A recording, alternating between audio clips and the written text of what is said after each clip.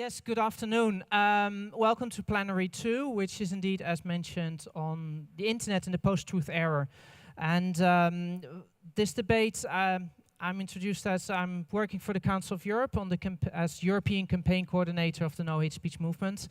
And I, among many, were in an organizing team that took up this topic because we realized that it's a very sensitive and developing concern that we need to address. To explore this debate, I invite everyone in the room to participate, and we will have panelists introducing various phases in our thinking. Therefore, I would like to welcome forward Minister Sven Mikser, the Minister of Foreign Affairs of Estonia. Please to take a seat. We're also joined by Ambassador Corina Kalugaru, sorry for that, Thematic Coordinator on Information Policy of the Committee of Ministers of the Council of Europe.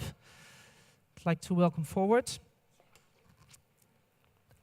We are also joined by Davina Frau Meijge, Professor and President of the University of Sorbonne Nouveau. She's a media socialist and researcher on media and information education. Thank you.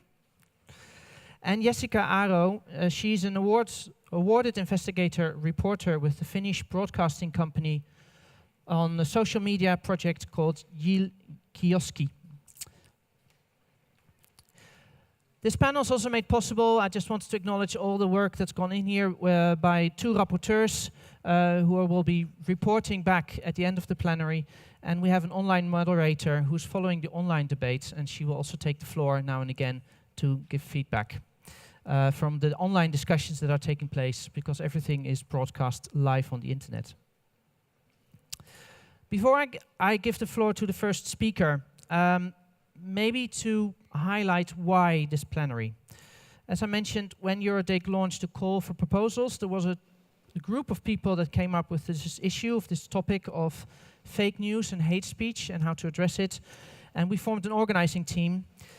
And in our reflections, we were struck and concerned about the spread of fake news, and especially its potential and impact on the internet and European societies in a broader sense. We raised various questions. For example, why did fake news become such a phenomenon this year? I mean, propaganda and misleading information, factually wrong news has always existed. Why now this term fake news, and what does it signal? Maybe there's a correlation with the rise of populism and polarization in society, or not. Is there a correlation? What is the role of internet bubbles and algorithms? Do they enhance the spread of fake news, or are there other things at play, and if so, what? And whatever the cause is, the question is, what's the response? Do we need regulation? Do we need education? Do we need to strengthen the media and the independent media? Other things? And who should take that responsibility? It's a lot of points that are raised in our preparation discussions, and we also see this plenary as an explorative debate for a process to go. We therefore decided to structure the debate in 3 phases. We'll first look at the descriptive phase. How does fake news express itself in Europe today? After which we will look more into the normative aspects. Can fake news be defined, and who is responsible to address it, and on what grounds? But most of the debate will be in the prescriptive area. What approaches can we take to combat fake news and hate speech also in that sense, and what are good practices that we could consider and should further strengthen? Each phase will be introduced by a panelist, and I thank you already for taking that role. But we'd also like to involve the audience, that is all you here, sitting opposite me. So we'll have a small interactive tool, a polling temperature, checking the temperature in the room in each beginning of each phase, and then we will start this discussion based on that feedback that we have. So I invite you to already get ready your internet devices. We will show you shortly a link to a polling, and we can get your feedback even if you don't take the word in this panel. That's what we're going to do. And I think it's important to first describe the situation of fake news. And for that, to see, okay, how does it express itself in Europe? What are the consequences of fake news? And why is that a concern for pluralistic democracy and human rights in Europe today? And for that, I would like to give the floor to Minister Sven Mikser, the Minister of Foreign Affairs of Estonia, to guide us into this discussion. A very good afternoon to everyone. And well, there were very many important questions raised by the moderator. I now give a very quick answer to each of those, and then we can go home, basically. Well, I wish it was like that, obviously. I don't have very good conclusive answers to all those questions. But I think that just to start off this panel discussion, I would say that it's, first of all, very important to try to understand or to come on the same page when it comes to the concept of fake news. I remember like about 15 years ago or so, after the terror attacks against New York City and Washington, D.C., the concept of asymmetric threats became very fashionable. And then for a time, all threats in the world were willingly described as being asymmetrical, irrespective of whether they had anything to do with symmetry at all or not. Now, more recently, the concept of hybrid threats became fashionable, and suddenly everything came to be hybrid, at least came to be described as hybrid. And I'm afraid that well, since Oxford Dictionaries dubbed the word post-truth the word of the year last year, the concept of post-truth environment and fake news became enormously fashionable, and now that there is a danger that we would sort of describe everything that we dislike, everything that we see as problematic in today's informational environment as fake news. I really don't think this is the case. I think there's a considerable overlap between hate speech and fake news, but they are not one and the same thing. As much as I dislike hate speech, obviously.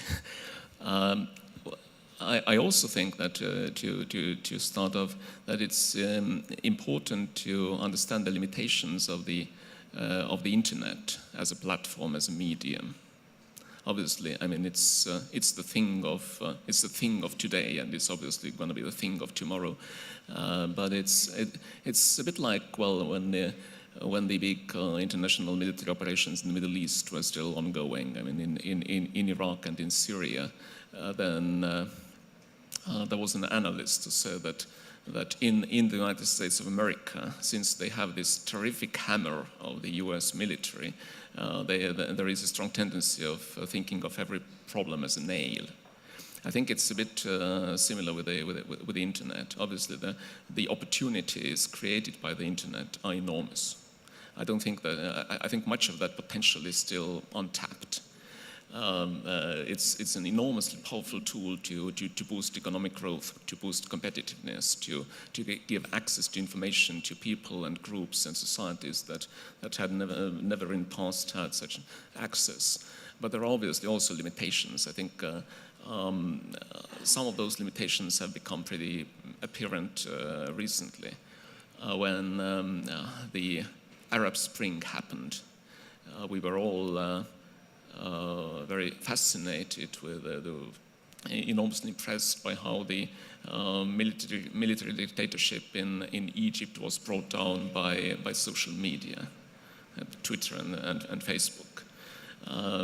But quite soon it became apparent that the tool that was so effective for bringing down a government was not equally well suited for putting together a new government. So obviously the things, the platforms, the technologies that are useful for a certain purpose may not be equally well fitted for other and different purposes.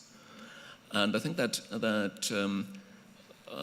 I read very carefully, tried to read very carefully this the food for thought material that was put out on the website of the conference for this panel. And one of the issues that was given considerable consideration there was the issue of sort of customized information, customized media, basically media that is designed not to provide sort of objective information, that, but rather information that is sort of designed to please or to be sort of acceptable to a particular recipient. And indeed, I think this is not this sort of customization of information is not unique to the internet. We know that there are newspapers, there have been newspapers for well more than a century that have had certain ideological bias, that have been rather left-leaning or conservative-leaning. There are TV channels that are like, I mean, when you watch Fox News or when you read Huffington Post, I mean, you get very different idea of how the world is turning, but neither of those can be described as fake news per se, I think, although there's a certain ideological bias in each. So I think that it's important that we define fake news as news that is, or the information that is being put out sort of knowingly, false information that is put out there knowingly in order to manipulate a certain audience, their understanding of the world, or produce a certain reaction from a particular audience. And we've seen that. I think why it's become such a fashionable concept recently is that this is the internet has been discovered by those sort of malevolent forces in the world as a medium, as a platform that can be used for their particular purposes. And I think predominant among those purposes is the discrediting the sort of liberal democracy, which is to a large extent based on objective, accessible information. And the best way to actually sort of create confusion in democratic societies as to the viability of the democratic structures is to undermine the trust of people in the information that is provided to them.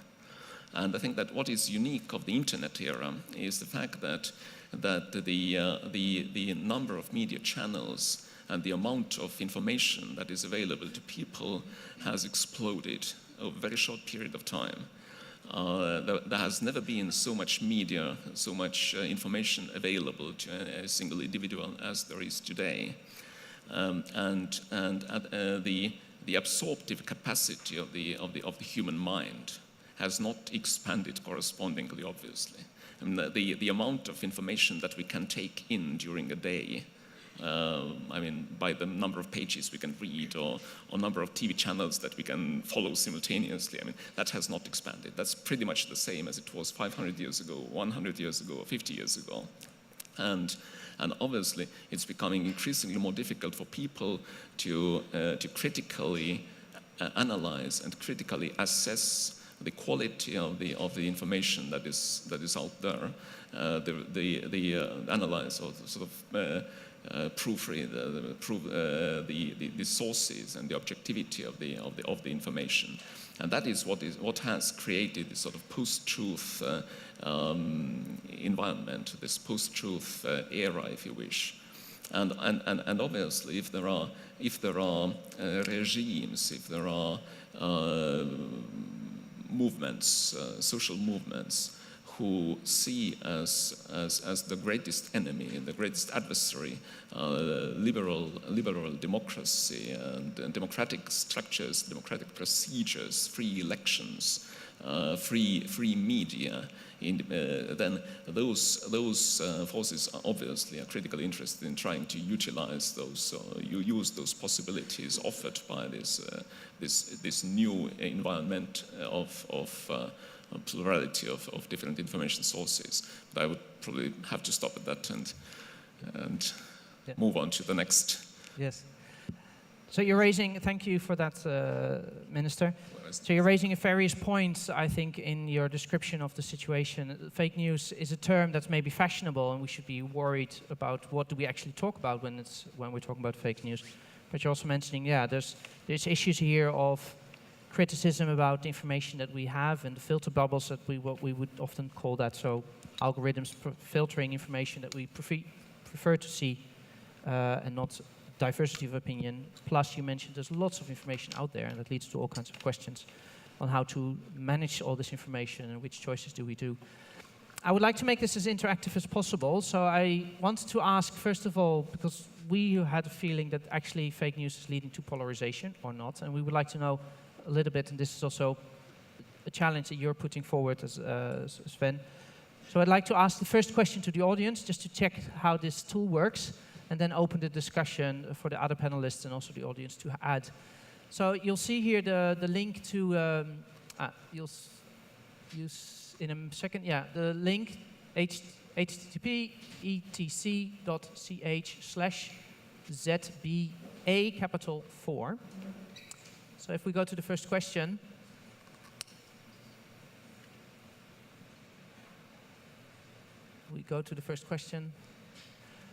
Fake news feeds polarization in European societies. That was one of the fears that we had when we started this. And somebody already said it, what a populist question. So you could now give maybe short reflections. Yes, no, don't know. It's a populist question. And we'll leave it open for a few minutes. 9 votes. So it's working, good.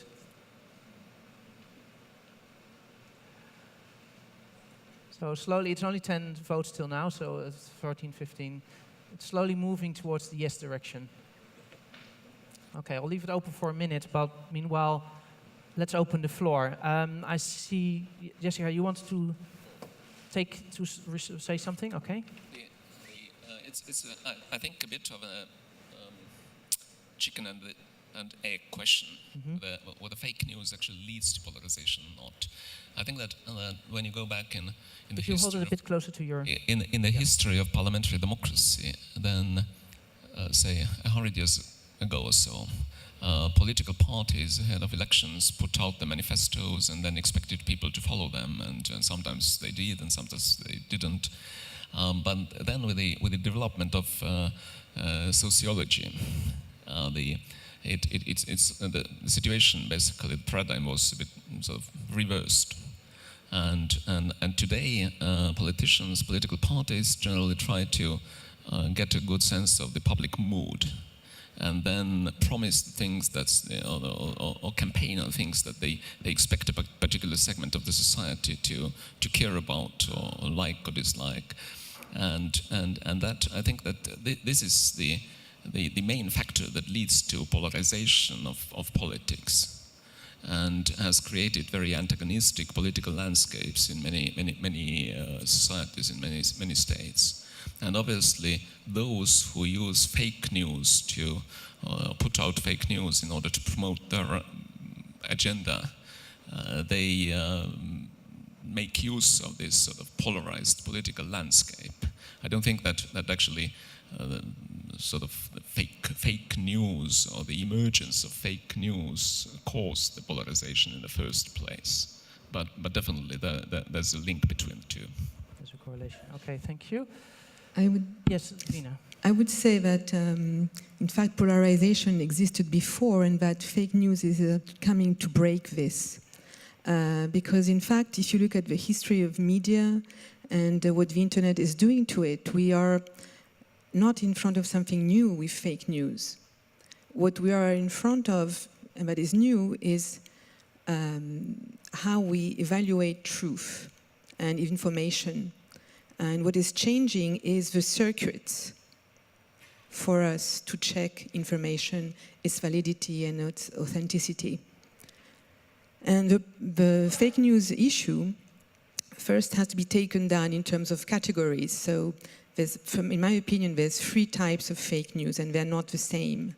And they don't come from the same kinds of publics and the same kind of entities and with the same kind of agendas. If we put them all in the same basket, we should not, because they don't have the same purpose. One kind of fake news is propaganda, and that's state-directed at a mass public that it wants to catch captive. Then there's plot theory. Plot theory is the answer of those who are trying to fight propaganda and bring up from different parts of the spectrum different ways of debunking propaganda. And then in the middle, there's, I would say, the people in the social media, you and I, and etc., who are trying to find the truth in these two extremes of propaganda and plot.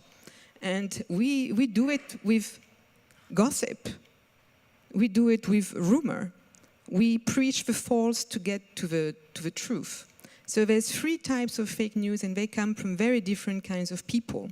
And we should keep this in mind. But fake news are very interesting for us, and I speak from the perspective of sociology of media, of course, because they tell us 3 things at least about what's changing and what internet is doing. One of the things is that the status of truth is being disrupted. And it's the end of what journalism had imposed on us, which is the norm of objectivity. And the norm of objectivity normally sounds like a good thing, except that in the last 20 or 30 years, the norm of objectivity has polarized public opinion. Because objectivity was turned into, okay, I'm taking one extreme position, and I'm taking the other extreme position, and I'm being objective. So, one bit to the right, one bit to the left. The canoe technique. That's not truth. And that's certainly not how lots of people who are not believing in a polarized world perceive it. So what we see with the fake news issue, I think, is a debunking of the norm of objectivity as captured, as turned obsolete by reference media. And they are part of a problem, and hopefully part of a solution. But anyways, so that's first point. Second point is that to capture a public with propaganda or plot theory, you need to make it into a public opinion. Well, guess what? The public is emancipating itself. People are running away, they are providing their own information, they're creating their own influencers, people they trust, and because they don't trust objectivity anymore, they go for authenticity. So if you're authentic, you're more credible than if you are trying to say something around information today, which is what the social media revealed to us. Last point, this public is no longer a public that you can consider vertically. People at the top, politicians at the top, they at the bottom. This public is much more multilinear. It doesn't believe in one single form of causality. It knows there is complexity out there and is trying to get it. And that's something that the internet is bringing. And so it compels us also to tell ourselves, how do we look at information? And information is no longer news only. It's no longer the documents you find online. Information is driven by data. And what does data do to media? Well, it profiles the opinion. It creates profiles, and so we should not look for the sources of information when we try to find the fake news. We should look for the profiles of those who create them. We should have a network analysis of the communities online, and from there we can start a discussion rather than say it's false, it's fake, etc. It should be much more deliberative. So there's no polarization. On the contrary, there's a lot of different ways of understanding and building and co-constructing information and news today. And that's a big news about fake news.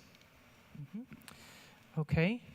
I would like to ask also from the audience if there's any experiences with fake news being confronted with. How does that look? How does it impact you in your realities in Europe today? If there's any contributions, please.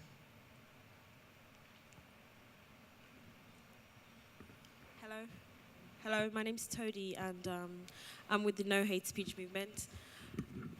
I have sort of a question for you, and it was talked about at the EuroDIG. In this era where we have the government giving fake news to boost the political agenda, we have several print medias who were reliable before, giving fake news, also siding with the government, especially during political elections. Who do you think should be responsible for debunking fake news or regulating news in general? Thank you. Okay. So this is already a question when it comes to normative, where do we set the rules and standards? But your experience is that it's actually political parties or politicians that are using or spreading fake news for a political agenda. You said a place. Which region is this that your experience comes from? I was talking in regards to the election, the American election. American elections. Okay, thank you. Any other experiences with fake news and the consequences it has to your work or your organization that you would like to share? Please.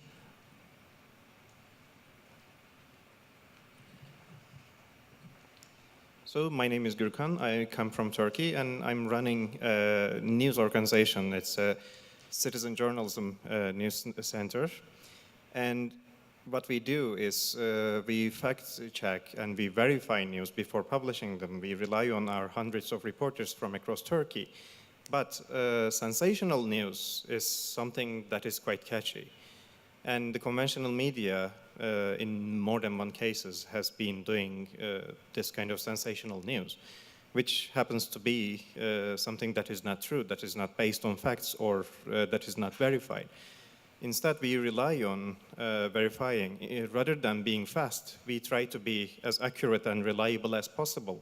And while doing that, we also get accused of propagating fake news, distorting the facts. So it seems to be a discussion that, that is going both ways. The people who actually generate news that is quite sensational but not true also accuse the ones who verify that it was not actually true to be non-factual. It is quite complicated when I speak like this, of course, but it is a tough situation when it comes to fact-checking and verification. Yeah, that is actually being challenged as itself being fake. Yeah. It is, Very and I always remember Bernard Goldberg's bias whenever the issue of fake news is being uttered. Okay. That's it. Thank you very much. Yes, please. Hi, my name is Rachel Pollack from UNESCO. It's not a concrete example, sorry for that, but I just wanted to share some of the outcomes of a discussion we had in March at a colloquium called Journalism Under Fire, where one of the central questions was about fake news. And that we thought that the term fake news is quite problematic because actually it's not news, it's false information, and as Divina Frau Meg said, there are different types of fake news. And the term itself is being used to delegitimize the media, to criticize independent media who are critical of governments, or and so I think we need to be really careful in the way that we talk about these issues, and also moving forward and finding solutions of working with journalists and through media information literacy. Yeah. Did they come up with a new term to replace it that would be a bit more I mean, because that's what's still in common usage, we put it in quotation marks, at least, as a start. But I think, for example, there was a researcher from the University of Oxford who's done a lot of study about the spread of fake news, and they call it junk. Junk, as a kind of overall category. So, yeah, I think it's also just important that we distinguish between different types of material, whether they're being produced and spread for political reasons or for commercial reasons, and that also affects then how we address the problem. Yeah, okay, thank you very much. So we're getting a bit of a feel. Yes, please. Then. My name is Marisol Pérez Guevara. I work for the European Commission, DG Connect, and I would like to bring to the forum an example of fake news that all of us experimented during the Brexit campaign in the UK. And here the fake news, they came from the traditional media, from the traditional newspaper, so nothing to do with internet. And the origin of the fake news was politicians who were deliberately lying about banning of kettles, banning of sausages, and things like this. So this is a question that is not linked to internet. Yeah. Okay. Thank you very much. I would like to move to the next phase, if that's okay. Very short. Thank you.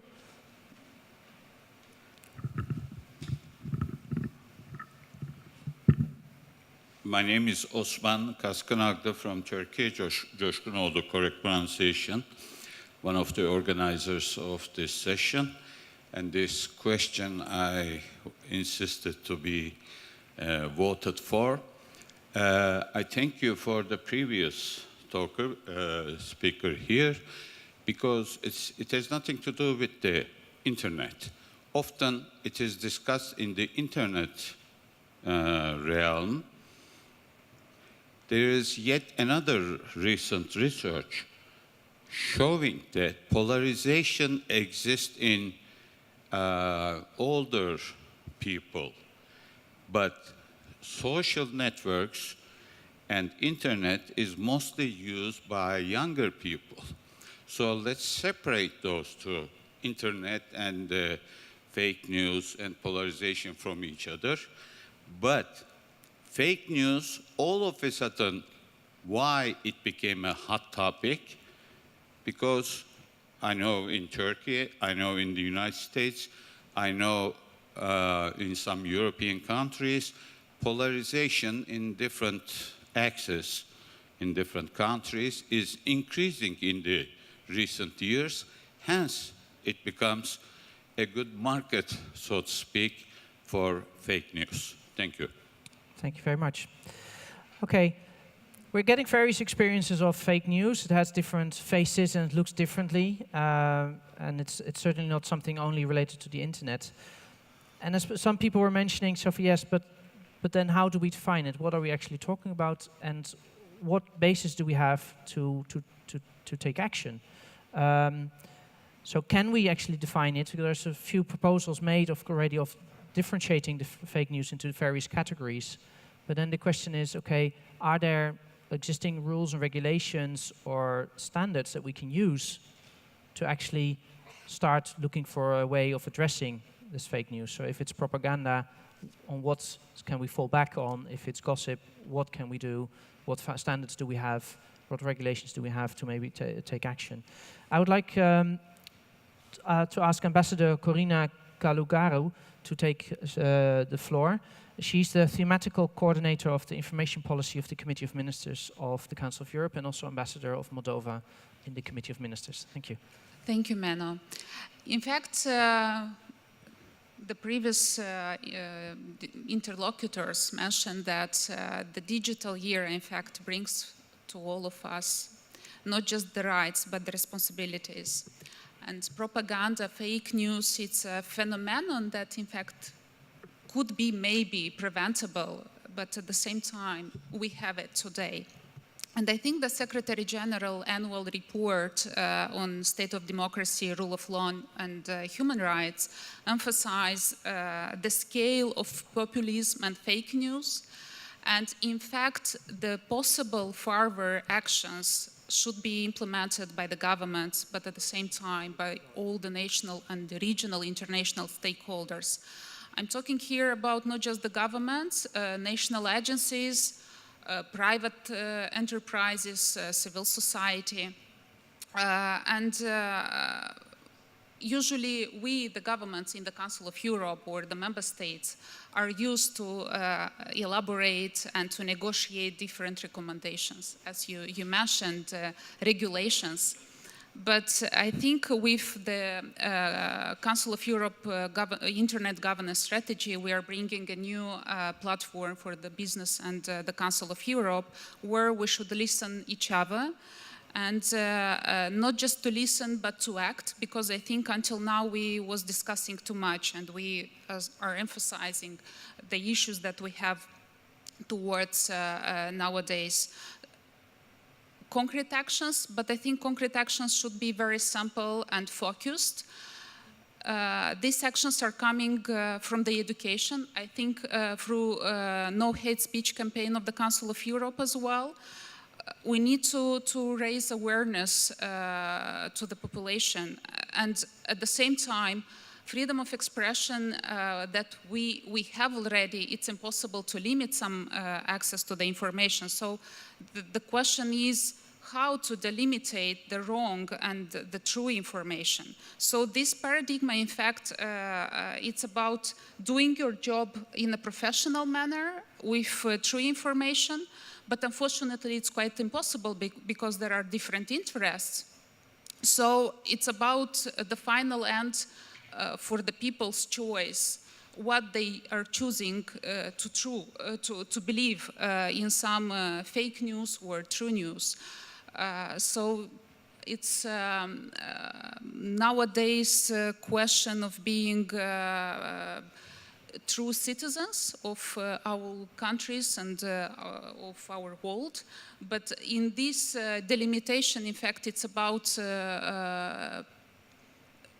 taking from every individual and after with all the national stakeholders. Okay, thank you very much. It's an interesting development or discussions here. It's also, okay, we need to, as governments, as the Council of Europe, setting standards on how to regulate these kind of issues. But and we need to see with internet businesses through a platform actually how to make this workable. But ultimately, there's a huge responsibility with the citizens as consumers to find their way in this.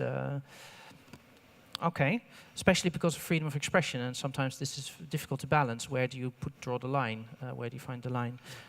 Back to this idea, in fact, as I mentioned, on the possible platform between the Council of Europe and business. At this stage, everybody agrees that we need to listen to each other. My question is, we are listening to each other, but at the same time, we need to take responsibility. In general, in the recent year, we have used to talk about rights, but not about responsibilities. So I think it's about being responsible, taking and to assume responsibility to promote true information. It's quite difficult because we need to select the platforms, but once again, it's about being professional. Okay. This raises two questions for me, which maybe also we could have a look at what the audience thinks and the other panelists. The next question is also related to that in the poll. Do we need more regulation? Next one, yeah. Regulation to stop the production and dissemination of fake news is what's actually needed. But listening to the ambassador, it's also the question, do we need more regulation or do we need more people taking responsibility to address it? So maybe some thoughts on that.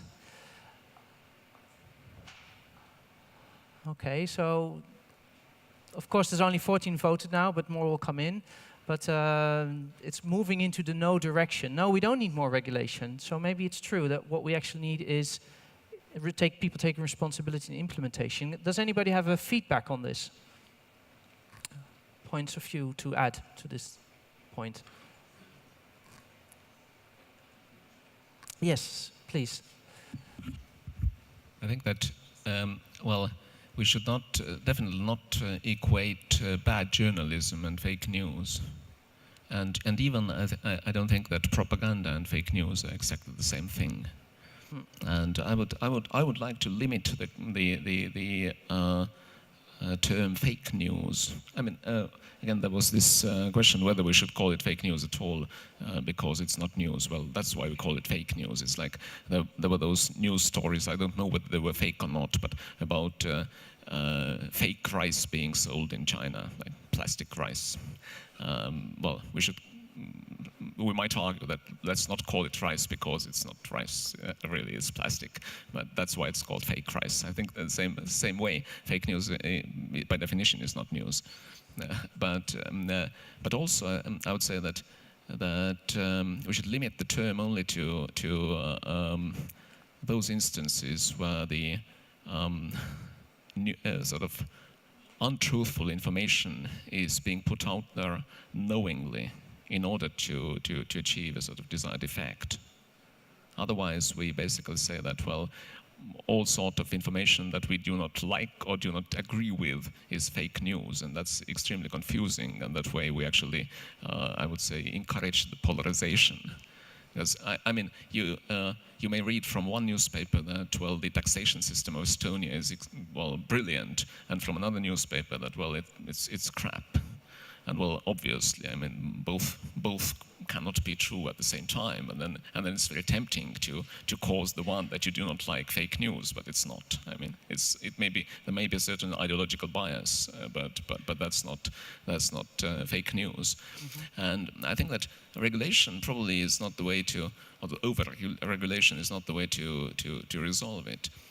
Unfortunately, I think the bad news is that we cannot deal with the situation just by putting out more truthful news, because we cannot sort of preempt fake news.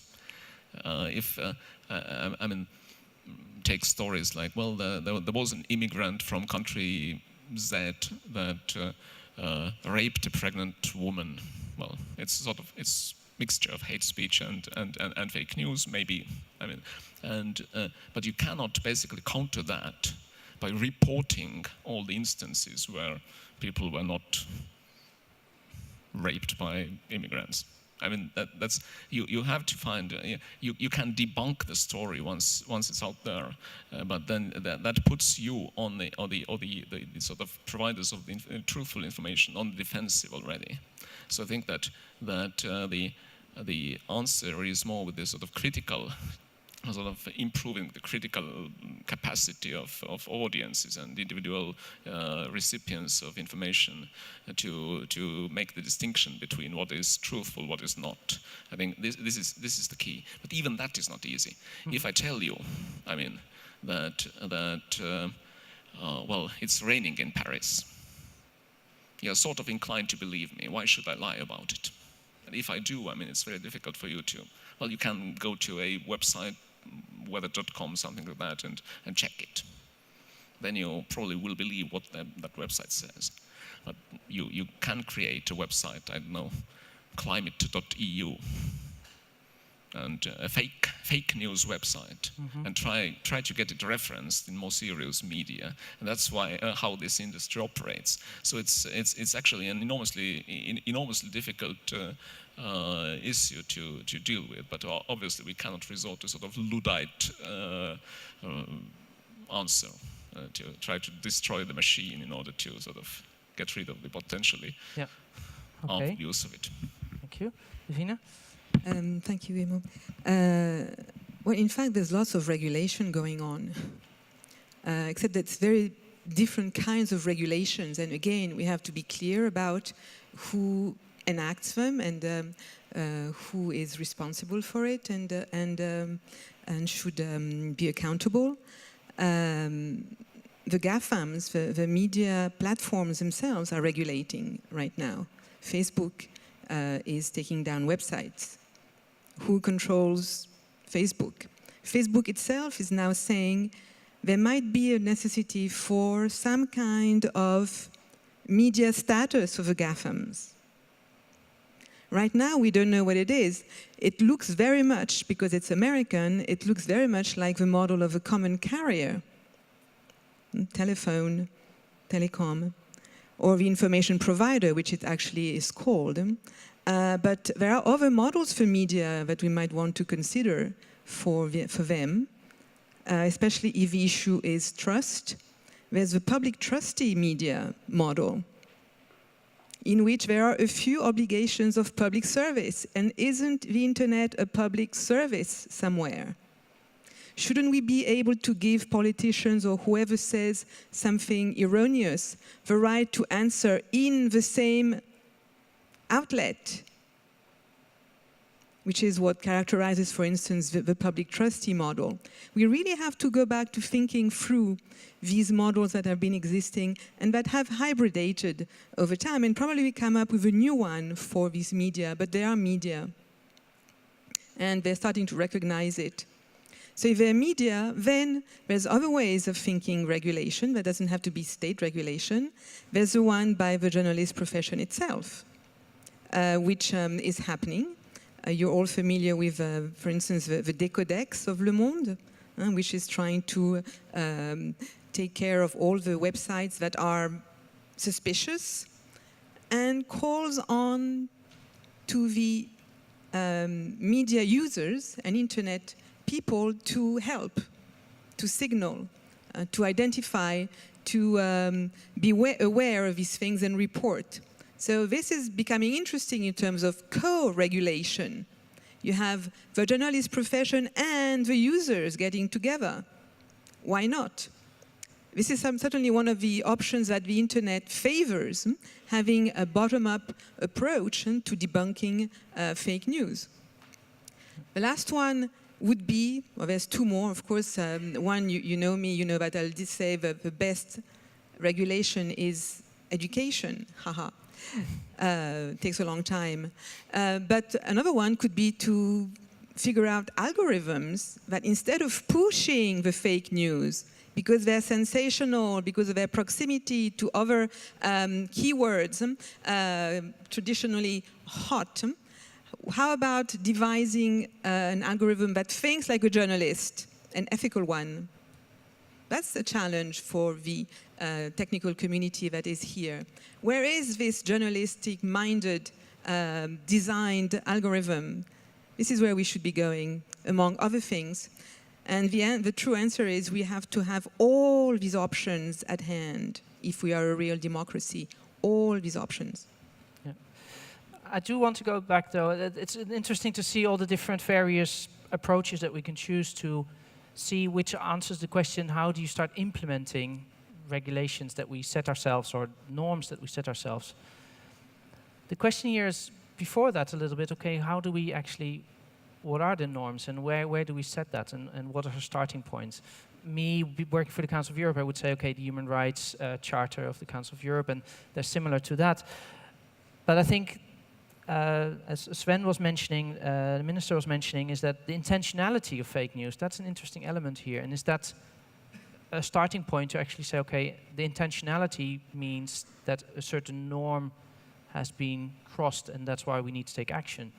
So where do we distinguish between what's gossip, what is other means of trying to influence the public, and where does it become actually questionable, challenging, and we actually need to take serious action? Because even if a platform started regulating and taking down, under what are the basis for doing so? And that's a question that I think we still could look for an answer. I see you wanted to add to that. If also people from the audience would like to add, that's welcome. In fact, at the Council of Europe level and United Nations as well, we have enough instruments. Human Rights Convention, Cybercrime Convention, Lanzarote. We have the mechanism of the European Convention for Human Rights. But I think on the internet particularly, we have so many scenarios and so many cases that it's quite impossible to regulate. So here it's true how, in fact, we are putting in place to work what we have already. So to invent new norms, it's about creating fatigue towards the drafting, negotiating the norms. It's easy to draft and to adopt. Most difficult it will be to be implemented. So I think on the internet particular aspect, it's about how to put to work all the instruments that we have already. So the norms are clear. It's how to implement, how to make them workable in the implementation. I see two questions. Hello, my name is Karen Kazarin. I'm from the Russian chapter. So in Russia, we actually do have a couple of regulations on online platforms that basically puts the same liability on them as on the media in terms of reporting, things like slander and etc. And what they actually achieve with these regulations is suppressing the voice of the opposition.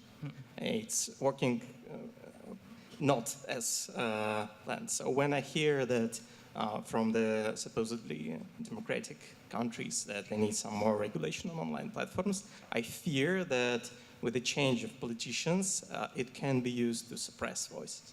As for the regulating algorithms, yes, obviously Facebook feeds the propagation of fake news, but then again, people have confirmation biases. We are click on the things that we want to be truth, not what actually truth is. And you can range it however you want on the search engine.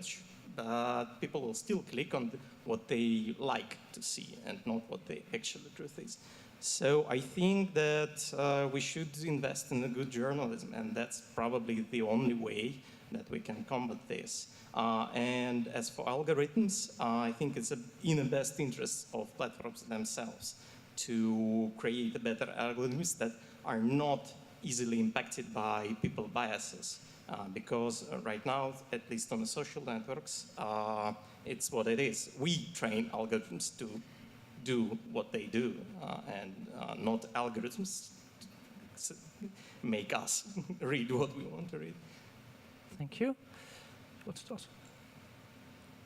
Yeah, I will follow up on that because I think that we were talking about education, and I want first one saying that we need education, but my point is that we should also act, again, we can influence those algorithms, and I will bring an example.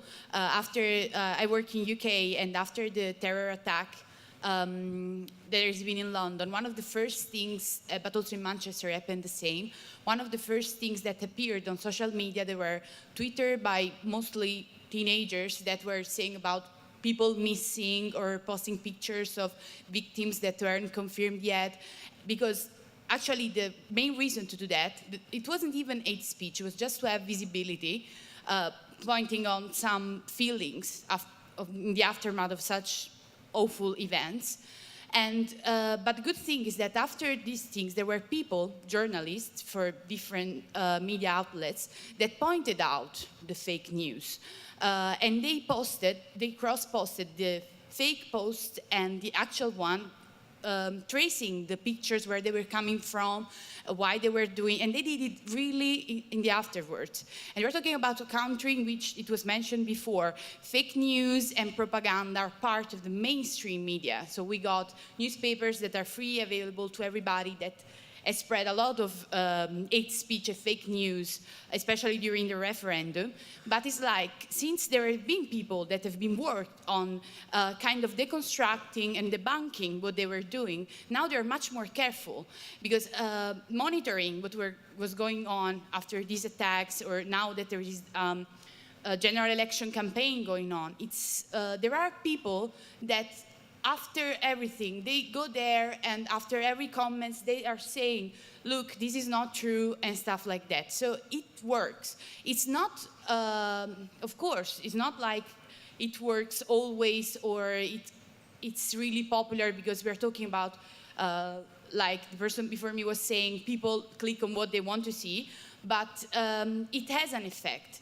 And if we're talking about education, we should educate ourselves also on how to recognize these things. There are tools available, how to trace images, there are reverse images, there are ethical journalism forum, which we can know how to do these things. And I think it's our duty to do more about it, because if we just leave these things out there, waiting for education to come, we let too much of the bad stuff being out there. So actually I believe, in fact, that debunking and floating the good news and good information can do something. So I wanted just to give an example. And you are?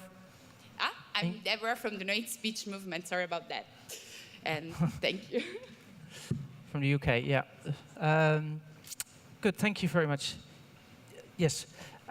So we've looked into the normative questions, and it's becoming very clear we don't need more normatives, but we need more. There's one more comment. Yes, please. Sorry, quickly. Thank you. I think that I would like to underline that the point of Minister Mixer is very important to differentiate between propaganda and fake news.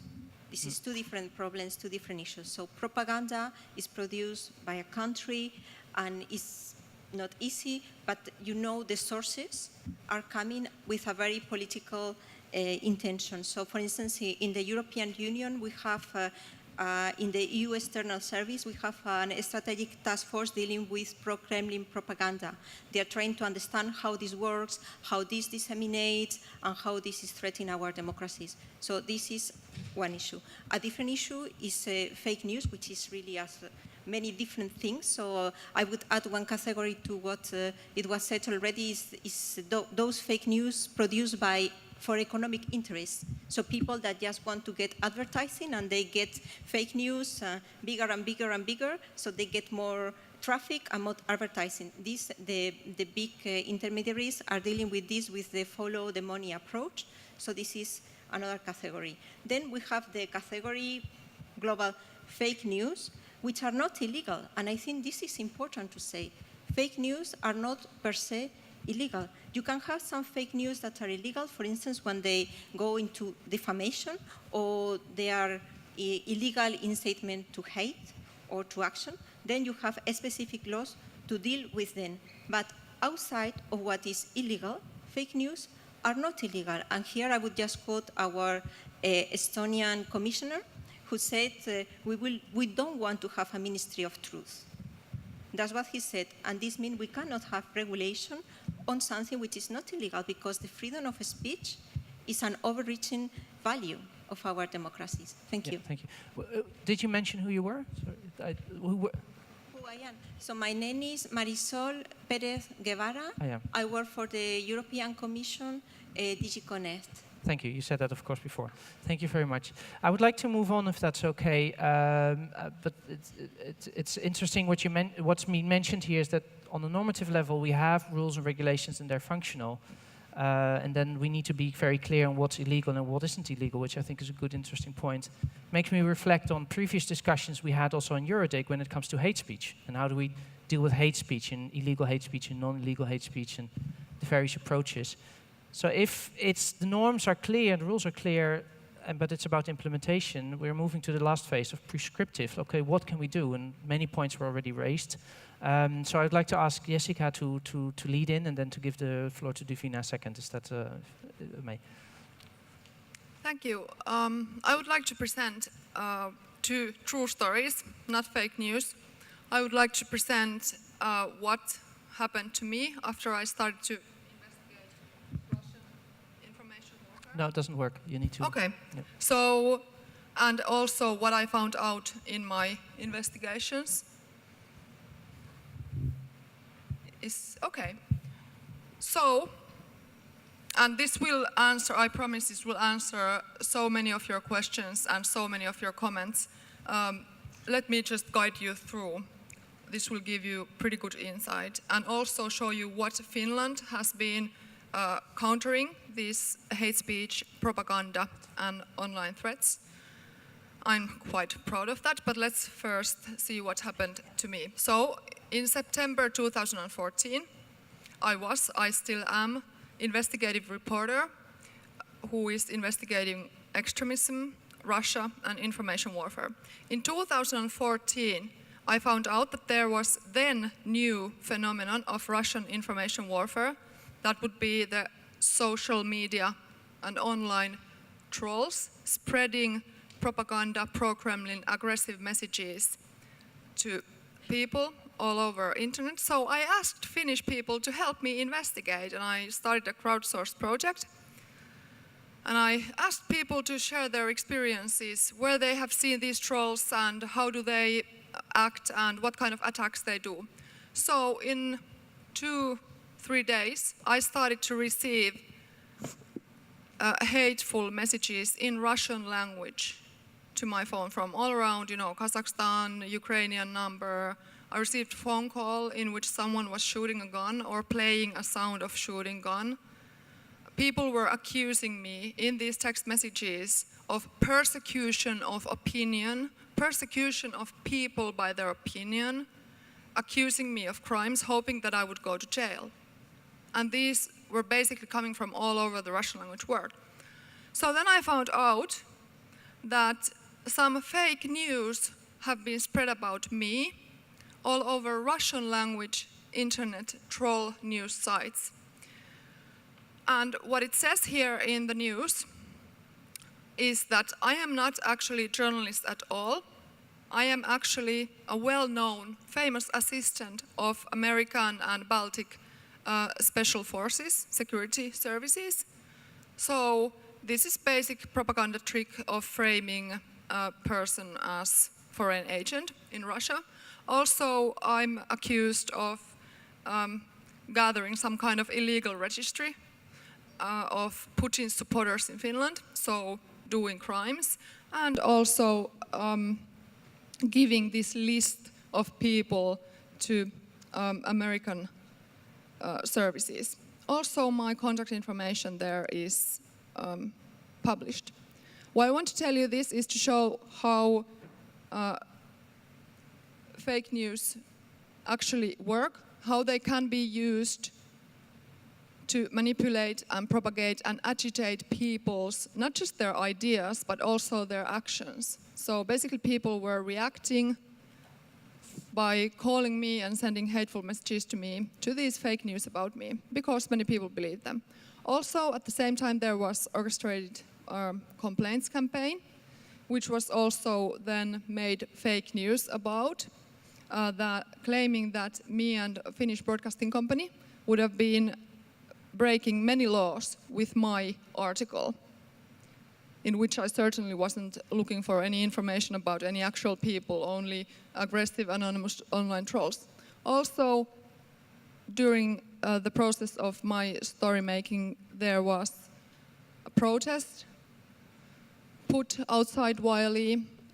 This protest was agitated on social media, and people were lied to about journalistic purposes of Wiley. Also, some troll activists. So this is now we're talking of a time span of like 2.5 years. This was about 1 year ago, already after my investigations had been published and put in English and Finnish and Russian language online and on TV and everywhere.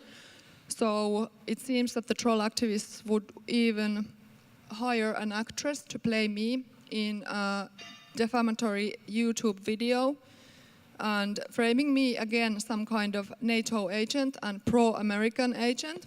And funnily, it looks like this has been recorded inside Wiley newsroom.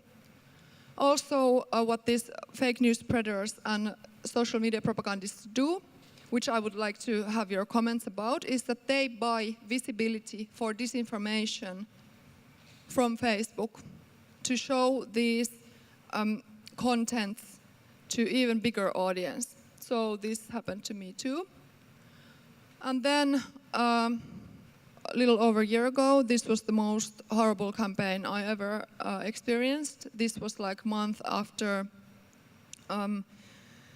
the video and the music videos being spread about me. So the troll activists went through old court files in Finland, and they found that in 2004 I received €300 fine for drug use because I had very bad drug problem then. So they found this and they made all these horrible fake news in English, in Finnish, even calling for my resignation. So they were not anymore like propaganda and fake news spreaders, but they were also political pressurers. They even approached to my bosses with Wiley and demanded for me to be sacked and demanded explanations why they have me as their reporter. Here is just a short list of fake news being produced about me during these over 2.5 years, starting the day I started to investigate Russian troll propaganda. So this was not originally in English language, but I translated it for you, so it's actually stalking campaign. And very disturbing thing is that always, this is really interesting technique and mechanism in this process of being stalked by possibly state-sponsored and state-controlled actors. There is always a wave of hate speech messages and contacts for me after there is hateful fake news about me online. So there are people and trolls and even my former friends, like people who know me personally from the history, who want me dead, or who want me silenced, or just who are threatening me in other ways. And here is just a couple of more examples of some fake news. Even EuroDIG, Russian most aggressive propaganda branch, the German one, also made fake news about me using Finnish propaganda sites materials and also tweeting it to me. And here finally I will just want to show you, because there is not enough research about how propaganda and fake news are actually influencing human mind and behavior. So I tried to look at this in my original investigation, and I found out it's so bad news because so many people have difficulties in telling what is true and what is not true after they have become subject and target of fake news and disinformation by the trolls. Also, many people turn into propagandists themselves. So, for example, in Finland we have seen academic, well-educated people, like university teachers, spreading disinformation and fake news as truth online on social media. And yeah, so this is my take on this. And luckily there is also very good positive reactions in Finnish society. For example, now police has set up a new special unit to target hate speech and hate crimes, because it's well-known fact that hate speech can agitate hate actions, so violence basically. Also, we are seeing various big international police operations and police investigations, and we are seeing our government officials and our civil servants being trained to recognize and counter disinformation and propaganda. And yeah, civil society has also been truly active in this. And yeah, so this is Finnish case. Thank you.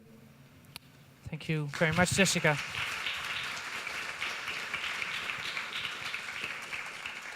It seems a very striking personal example of how, while exploring propaganda and internet information wars, you end up being a victim of fake news yourself and all the consequences that has on a journalist, which you are, and their practice, which comes to the question, what can we do, which we'll address in a few minutes. Can I give the floor also to Davina, who is also working in this area, and especially as a professor at the university and media sociologist. But you're also an expert, or act as expert for UNESCO, the Council of Europe, the European Union, and now for us on media literacy and what to do with it. Yeah. Thank you. It's true that for us it's interesting because I've been with EuroDIG since the beginning, and we're celebrating today a certain longevity, but it's been very hard to bring the issue of literacy and critical internet literacy to EuroDIG and to the internet governance people at large. So I'm very pleased that this is coming at last on the board, and as usual, media literacy arrives on the board when there is a mess. The mess here is fake news. And the scandal of fake news, because in fact, I think, and that's beginning to explain what media literacy, media information literacy is about, is that it's about developing a critical mind.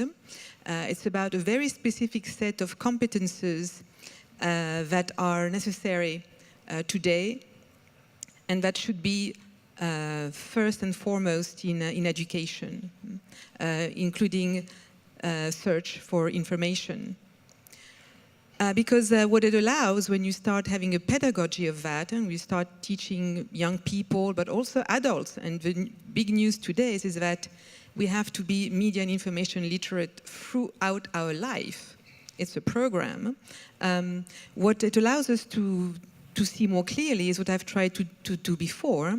There's several types of fake news. They come with a different set of agenda, and we can figure out that agenda. It can be political, it can be economical, it can be malevolent, it can be benevolent, whatever. There are some good fake news. It's sunny in Paris, to answer your question.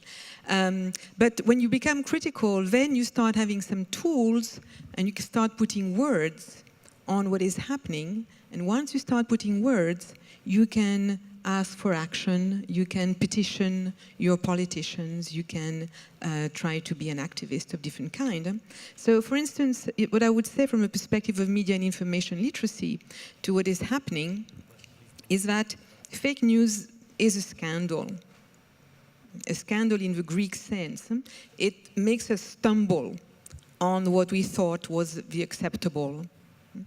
For instance, I would say one of the things we have accepted is the mantra that we are going towards more democratic countries and that this is a progress and that it goes on a rise, constant rise. Well, wrong.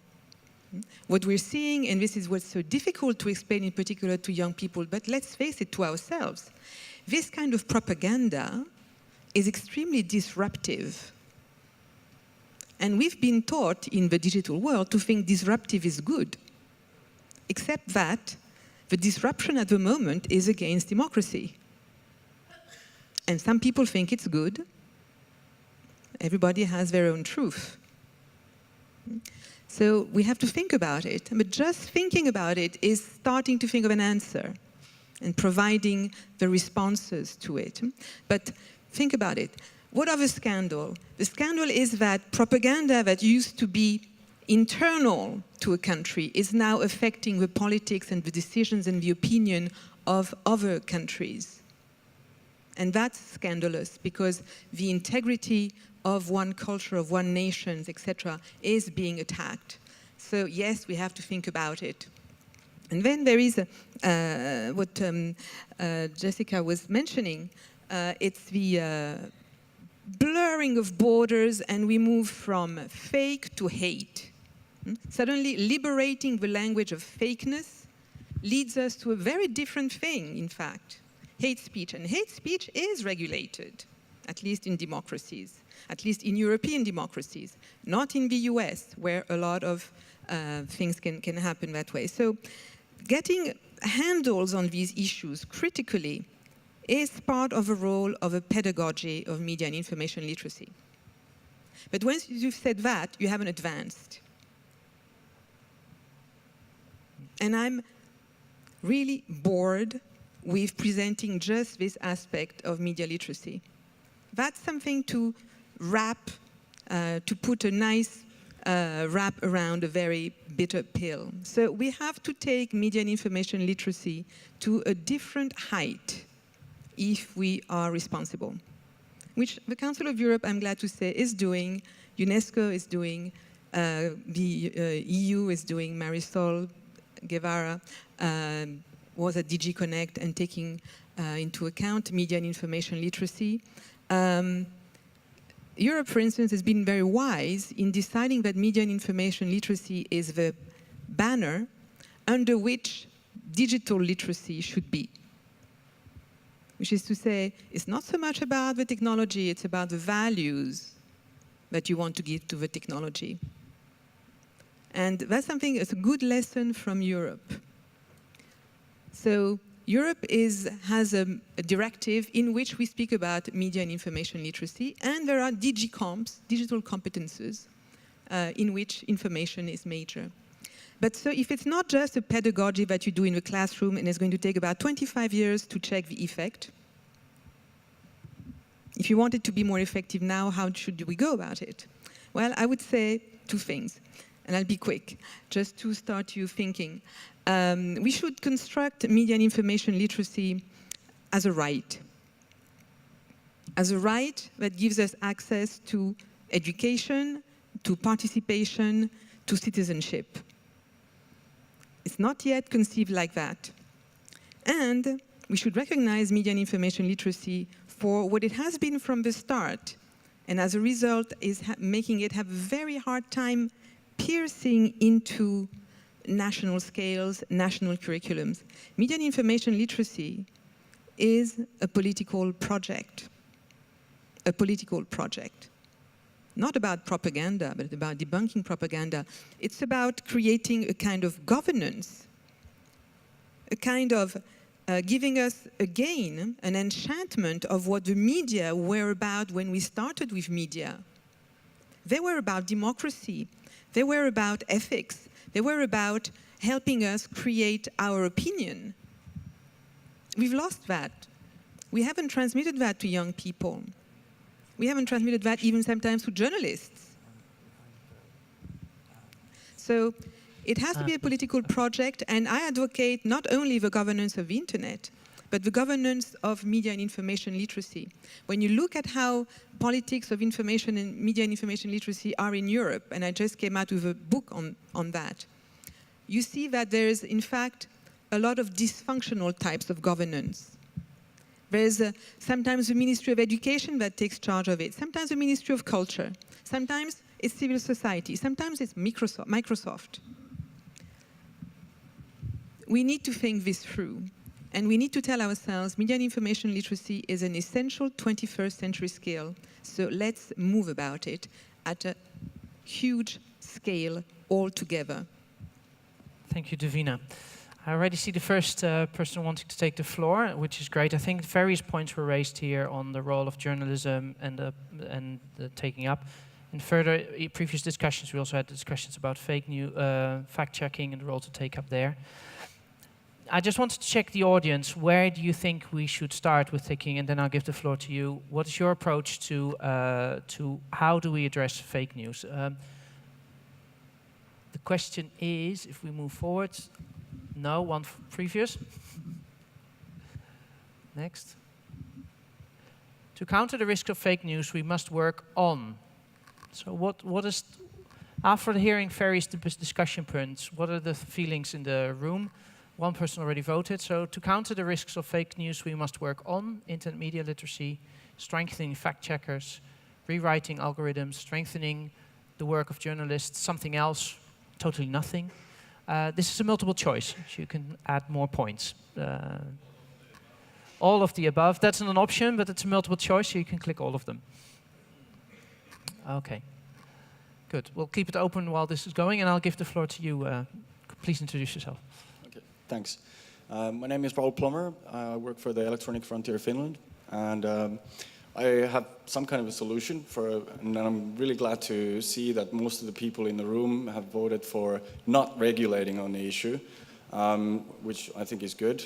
It's a way too heavy measure, and we can really destroy a lot of freedom of speech along the way if we go that route. But I think what we do need is better tools for identifying fake news, and I think the key to that would be to have Facebook and Twitter, which are the biggest social media platforms, to give us a tool that we can not just flag disinformation for Facebook, but for all the other people.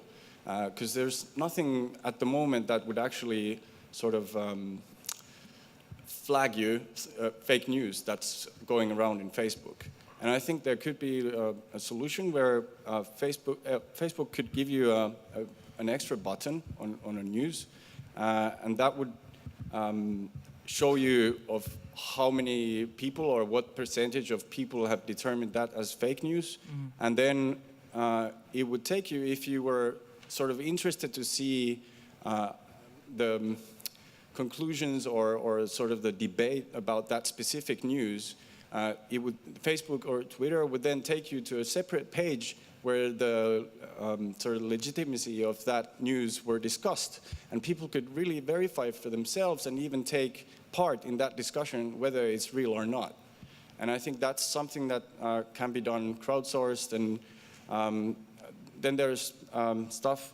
In fact, I just have a friend who is starting a service in internet page where he's going to list all the ridiculous fake news that is about, like from different sources. And that could give us some statistical analysis of what websites produce this kind of fake news all the time. So we need tools. We don't need regulation. Yeah, and there's very concrete tools to actually open up the fact-checking to a wider audience. And just a great suggestion. Yes, Jessica, can I give you the floor? I would like to comment on that proposal, and at the same time bring into mind and memorize that Facebook, for example, already has so many tools to counter hate speech. Very simple tools, but it's just not using them at the moment. For example, in Finland, we are seeing all the time that people are reporting, making user reports to Facebook, and telling that here is hate speech, here is incitement, here is graphic violence, here is this and that harassment. And Facebook is all the time, it's just so unbelievable, but it's all the time telling that these do not break the community standards of Facebook. And it's really amazing because that stuff really breaks the law, not just in Finland, but also many other countries. So how is it possible Facebook has different community standards than most of the, for example, hate speech laws in most of the countries?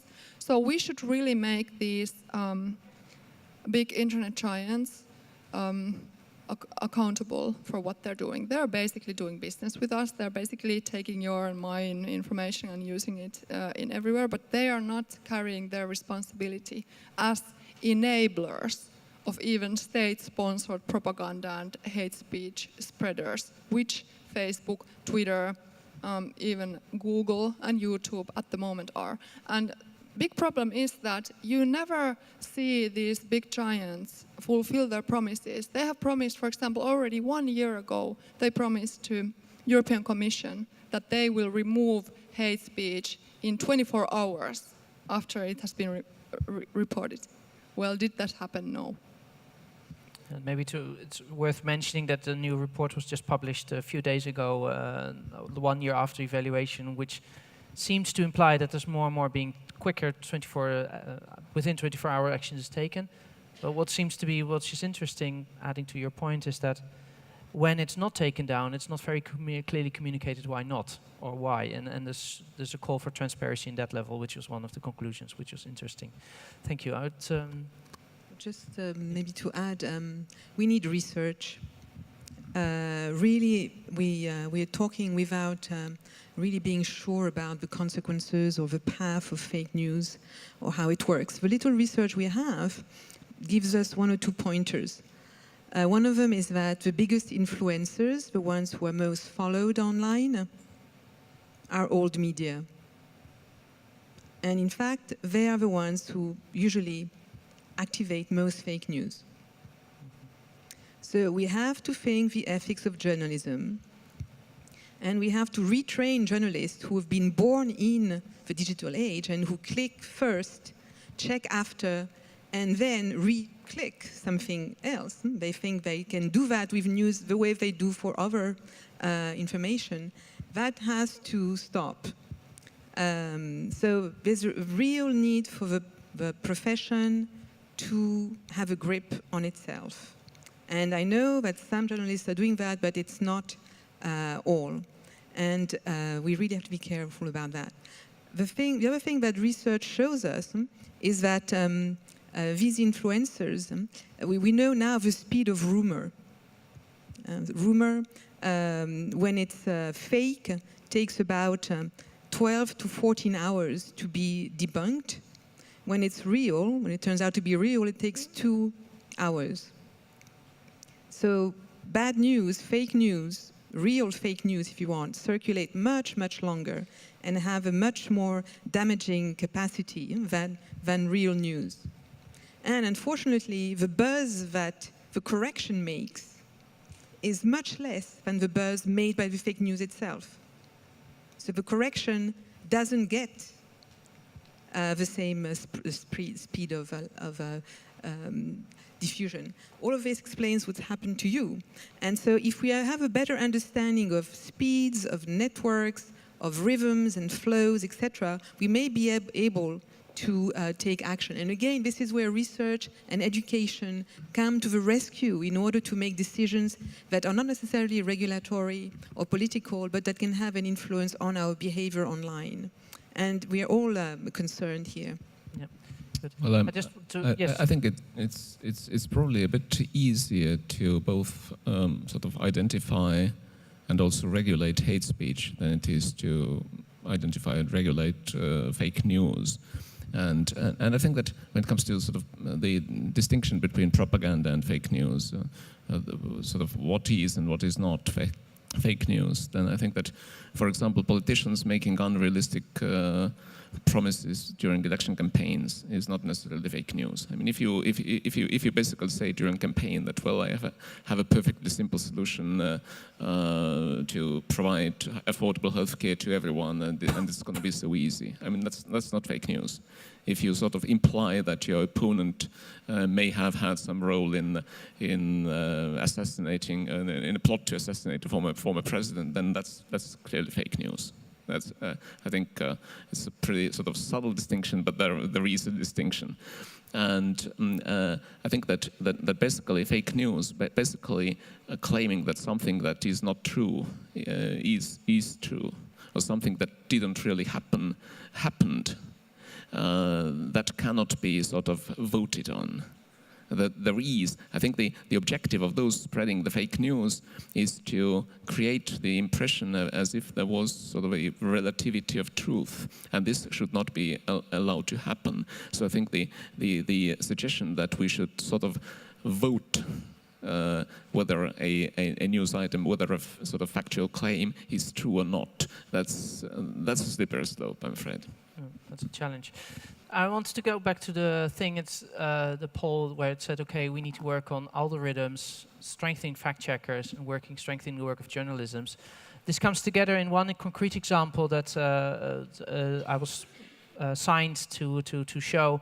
It's maybe you can introduce it, the broadcasters. I'll click on play, but maybe you want to quickly tell us what we're watching, because you said this was a concrete example of the work of fact checkers that can actually strengthen the work of journalists, which are at threat also to spread elements of fake news, which is a concern. Yes, Giacomo Mazzone from the European Broadcasting Union, and journalist for 30 years at least. I think that there are, in what has been said, that there is a problem, a main problem concerning the fact that the traditional media are still today the source for reliable information. But the problem is that there are tentatives and there are interests that try to short-circuit this traditional spread of the information. Those that want to go directly to influence the audience, they try to kill the mediator, as we have seen in the case of Jessica, or try to bypass the mediator, because the mediator was before the guarantee, because there are some legal responsibility according to the media regulation to be responsible for that. So today we need to continue to do our job, especially as public service broadcasters, in searching for the truth and provide the evidence, but also we need to counter concretely and being rapid and fast. Because as Divina said, the problem is that if you react to a fake news the day after, then the battle is lost because the damage is already done. So there is more and more work that is done in all the newsroom trying to tackle these issues. There is a video that I want to show. I want to add one thing before. Yeah. Can the technician switch the screens to the video? Please finish your sentence. The thing that I want to say is that there are two things that would be very important to be made by the others, not only by the media company, etc., etc. The first thing is that I would like very much that the politicians will not use this as an instrument for making their own campaign. Because if they do, then all the efforts that you can do as media is lost. The second is the algorithms.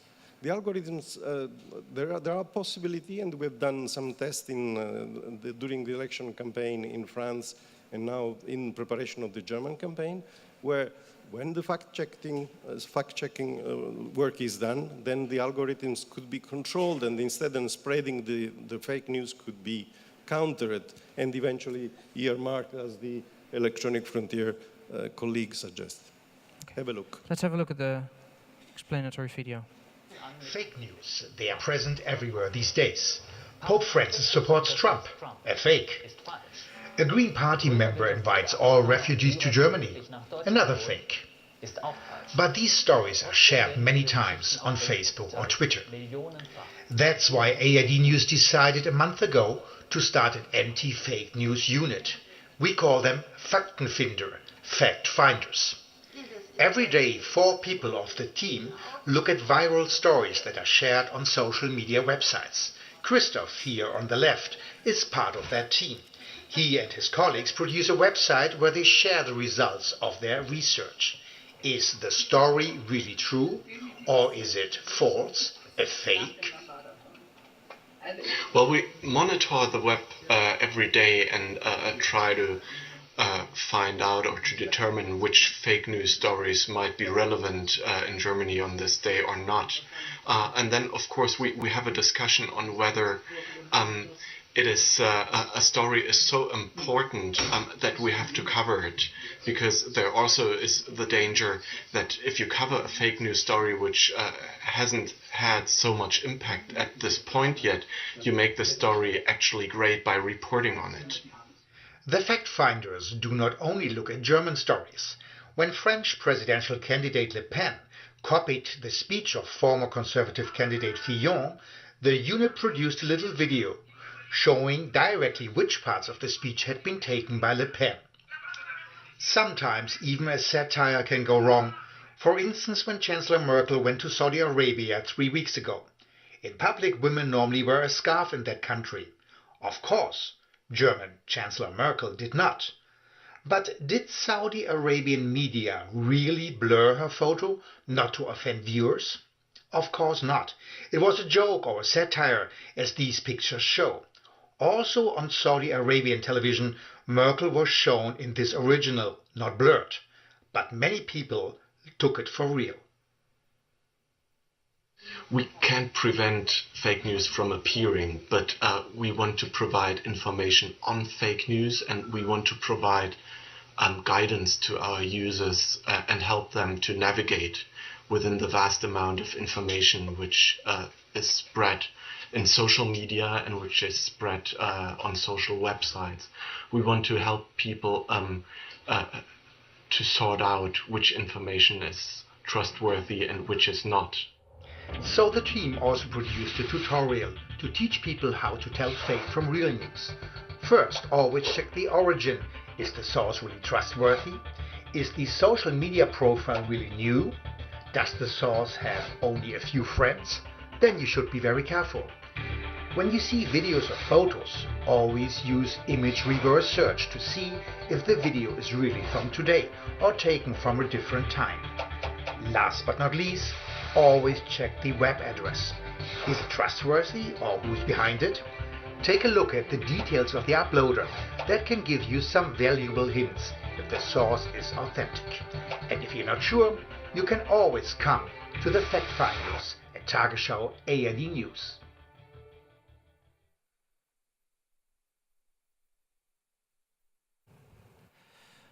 So this is a concrete example. Different elements come together of journalism, but also education and training, things like that. Zvine, you would like to add to this? I think it's an excellent example of where we are now. We are in the resistance stage to fake news. We are over it, in my opinion. The media have found some tools. They are answering the way the social web works, which is to say relational proximity. Does he have friends? Is he alone, etc.? That's how young people check. They don't know what the source is, or they don't know what a real information is compared to a fake. They'll know if it has a relational proximity with their own group, etc., etc. And we have to make the effort to go towards that community and think in the same terms to then bring them to values that are not changing about the need for real information and for truth, because I think, like many of us, we believe there's truth out there. And so I think this is the good news is that there are now more and more means. The resistance is coming. I have examples of teachers in France, good practices about what they call hoax busting, which is things that children like, because of course it's game-oriented, and if you take it as a game, they're going to go into it. There's social web groups, EFF, etc., that create things like conspiracy hunting. So all these active and proactive attitudes, I think, are coming now, and we are going to see probably an age where we are going more towards deliberative, critical approaches. And definitely I hope that media and information literacy will be part of that picture as a political project. Thank you very much. I have one more comment from the audience, and then I'll look to wrap it up. Thank you. Hi, my name is Ansgar Kuhne from the University of Nottingham. I wanted to briefly pick up on the point that Davina made earlier about the need for more research as to the actual impact and the spread of fake news things. To point out that one of the problems with doing more research on this is that the social media companies are the only ones that have access to a lot of the data as to what's actually happening. If you're trying to do research on this and you don't have a direct collaboration with people from Facebook, it's very difficult to get data on it. We've tried to do research projects where we built a tool using one of their APIs, but Facebook has a knack for changing their API so that you can actually get big enough data sets that route. Thank you. Concrete challenge, call for cooperation. Thank you very much. I want to thank everyone for your contributions. I think, as I mentioned at the beginning, it's an explorative debate, but while discussing, it's very clear that there's already lots of practices out there that we can build on, not necessarily more regulation, but more searching for how to implement. So I'm curious what the audience found of this meeting, so we'll have a small little closing question, evaluation question for you, while the rapporteurs prepare a short feedback from the group. After this plenary on internet, in the post-truth era, I feel I learned a lot. And I am more confused than ever before. I'm committed to address the issue of fake news. I feel fake news is a non-issue. I wish to thank the organizers and the speakers. And I look forward to the dinner party tonight. Again, multiple choice, so you can add several comments, so feel free to add. Can I give the floor to the rapporteur to quickly summarize our discussion? I think the last point is the fake news. Last is the fake news? Yeah. There's no dinner party tonight. Ooh. We'll need to clarify that in a minute with the moderator. You need him. There you go. Thank you very much. It's not easy to summarize such a long discussion, but I try. It helps that actually the moderator structured the debate quite well. Anyway, starting from description, and it's important to define what we mean by fake news and what we don't mean. There are fashionable terms like asymmetric warfare or hybrid, and we should define some characteristics that make fake news really fake. And one is that it is intentionally spread out in order to create confusion and to disrupt democratic societies or to produce economic gain. But it was pointed out that just bad journalism as such is not fake news. Fake news actually is not news, because plastic rice is not rice, it's plastic. So the second point was the polarization, the relationship between polarization and fake news in European society. The majority agreed that there is a relationship, that fake news feeds the polarization. But at the same time, the relationship is not a straight one, or it is actually a very complicated one. There's no direct causal one either way. But anyway, polarization creates good market for fake news. There was also a category of fake news was produced.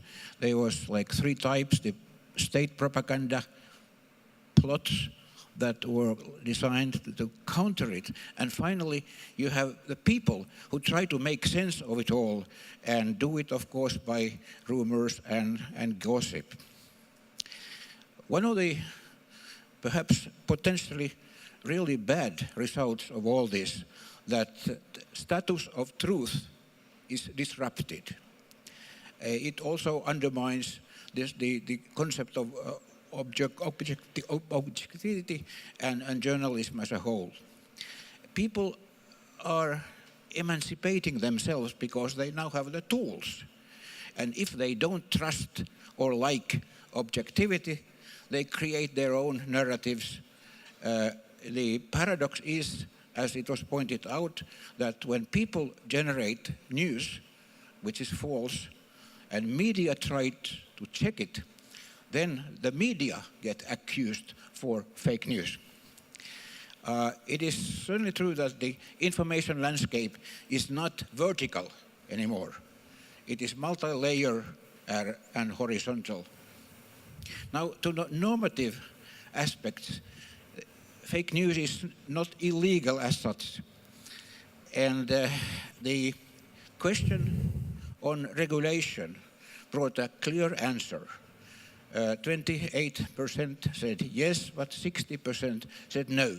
And I think that in the audience there was a clear tendency against government regulation. It is not the way to solve it. At the same time, it was pointed out that regulation can also happen as self-regulation or co-regulation, and also that the best regulation is education.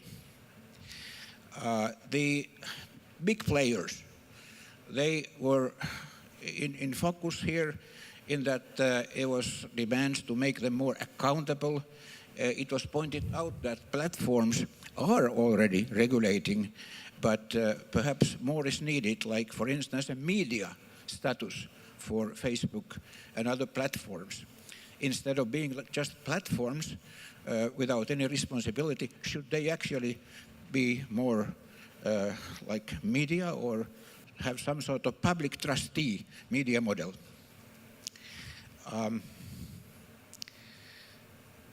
Coming to the prescriptive part, what should be done? This classic question, что делать in Russian. I think that the answer, also in the discussion, but also backed up by the figures here, was education for media literature. But instead of just being something that you always throw out in a difficult situation when there is a mess, call for more media education. This time, the whole thing should be brought on a new level, and perhaps it should be really recognized as a right of citizens, as really a political project that would, in a way, bring the media back to where it began, with fascination and political purpose.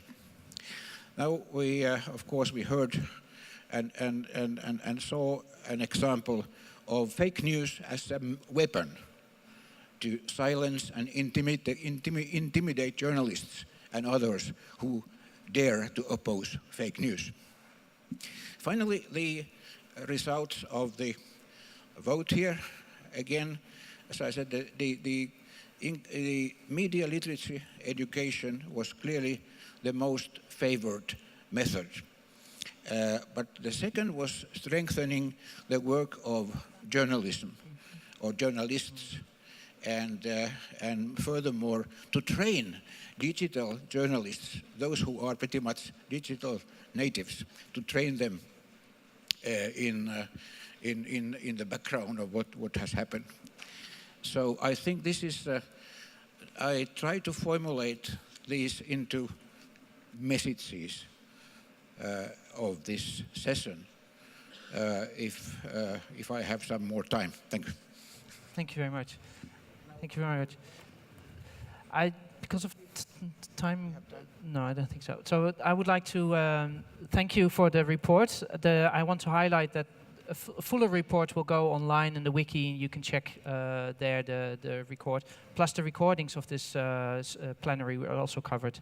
So I would like to conclude with thanking everyone in the audience for your contributions. As said, I think it's an explorative debate, and you added a lot to the discussions. And new insights that we hadn't even covered with the organizing team.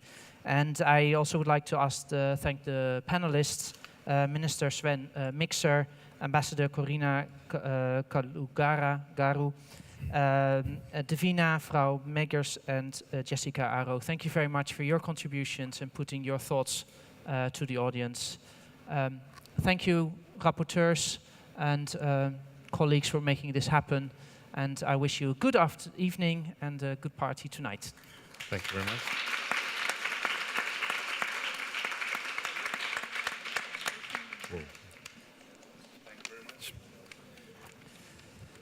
I would like to thank the audience for staying with us for a very long day, and thanks for the panelists also for staying up for the last panel of the evening. As you all know, we have the anniversary gala at Kultuurigatel. It starts at 8. Those of you who wish can walk there, or there are buses leaving from in front of Swiss Hotel at 7:30 and 7:45. Thank you very much, and see you here tomorrow. And now I wish to see you at the gala in the evening. Please bring your badges, that's your ticket in. Thank you.